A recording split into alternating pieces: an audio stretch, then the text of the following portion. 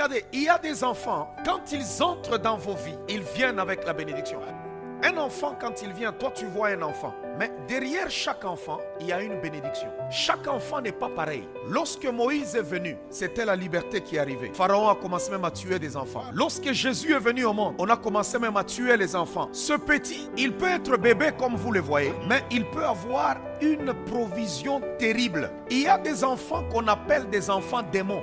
Parce que dans les enfants, il y a des gens, quand ils cherchent des enfants, ils ne trouvent pas, ils vont voir des féticheurs. Et puis le féticheur fait une passe-passe, et puis après, la femme se retrouve enceinte. Cet enfant, c'est un enfant démon. C'est pour cela que vous voyez le comportement de ces enfants, ce n'est pas un comportement normal. Mais un enfant fait dans de bonnes conditions, un enfant légitime. Légitime, c'est celui qui est né dans le mariage, pas hors mariage. Un enfant qu'on n'est pas allé chercher chez les nganga. Écoutez-moi femme, vous qui cherchez les enfants, même si tu as du mal de tomber enceinte, attends le temps de Dieu. Va voir les hommes de Dieu pour qu'on prie pour toi. Ne va pas voir les nganga pour avoir un enfant. Alors un enfant, tu peux le prendre comme ça. Dieu vous fait gardien juste d'un esprit qui a une mission sur terre. Et tu peux avoir la bénédiction. Parce qu'à un moment donné, l'enfant que vous avez, sa vraie nature va réapparaître. C'est pour cela que quand vous venez dimanche à l'église, ne laissez pas vos enfants derrière.